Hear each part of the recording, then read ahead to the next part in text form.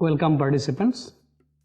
Today let us discuss the basis of charge as provided under section 4 of the Income Tax Act.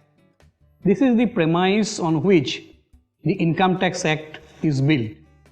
Section 4 talks on the basic infrastructure, basic premise on which the entire income tax law is made.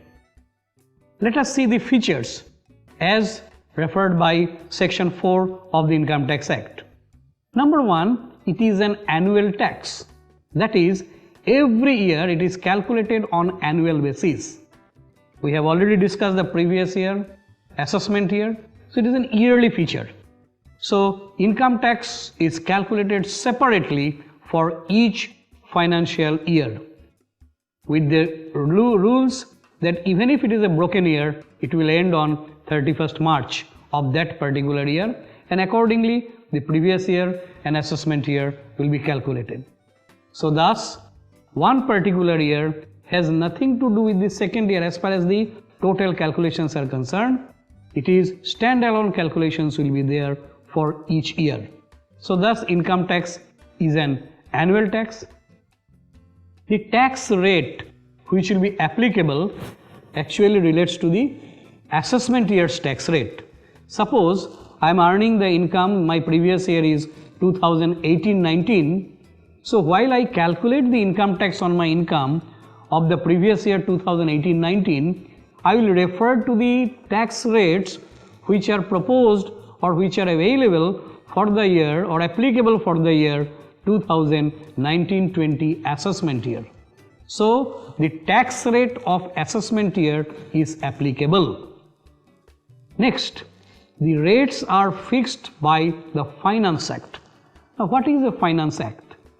Every year, nowadays on February 1, that is the first day of February, the Union Finance Minister presents the Union Budget. The budget is accompanied by a finance bill. So when the finance bill is debated in the Parliament and it is passed by the Parliament, it becomes a Finance Act. It is a common feature that every year the Union Finance Minister presents the tax rates in the finance bill itself. So we get the tax rates for each assessment year as suggested by the Finance Act of that particular year. Tax is charged on person. We have already defined that who are the person, as we have defined it includes an individual, a firm, a company, an HUF, an association of persons or body of individual, a local authority or any artificial juridical person. So income tax is payable by the person. It is a tax on total income. So there is no term called taxable income or something like that. The Income Tax Act defines total income, how it is calculated. In my previous discussion, we have already seen what is the total income. May I repeat, total income is calculated by deducting the deductions available under section 80C to 80U from the gross total income. Now what is gross total income? Gross total income is the aggregate of all 5 heads of income. So just to explain again, when all 5 heads of income are aggregated, we get the gross total income. From the gross total income, we deduct the deductions available under section 80C to 80U, and then we get the total income. On this total income, income tax is chargeable, and the income tax rate is fixed by the Finance Act and the tax rates that are applicable for that particular assessment year. Provisions as on April 1 of the assessment year are applicable. That's why the Union Budget accompanies the Finance Bill, and in the Finance Act the changes in the income tax rates, some provisions are mentioned, and accordingly the rules for assessment year are applicable to that particular previous year. So just to summarize again, how to compute the total income? We first calculate the income from salaries, income from house property, profits and gains of business and profession, capital gains, and income from other sources.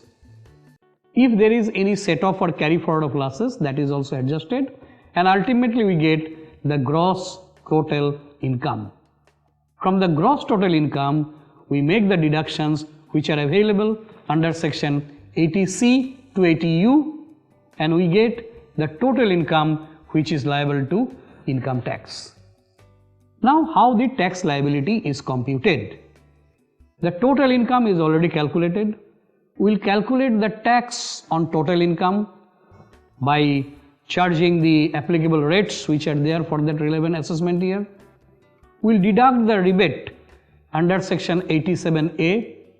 We get income tax after rebate under section 87A. If there is any surcharge, we will add the surcharge. Surcharge is applicable in specified cases. We get the tax and surcharge. There is an education cess which is applicable, and also some rebates are given under section 86, 89, 90, 90A and 91. So all these rebates are deducted, then we get the net tax. From that amount of tax, as you know, we will be discussing something about the advance tax. Normally the assessee has already paid some amount of self-assessment tax. There may be some amount of tax which might have been deducted at source or collected at source, and there are some taxes which are already paid in advance. Advance payment of tax is also stipulated by the Income Tax Act. When these three are deducted from the tax which we have already calculated, we get the net tax liability. The net tax liability is to be payable to the government. If we pay in advance or in excess, the Income Tax Department will refund it to the assessee, and if it is being paid less, the excess amount is to be paid to the income tax authorities. Thank you.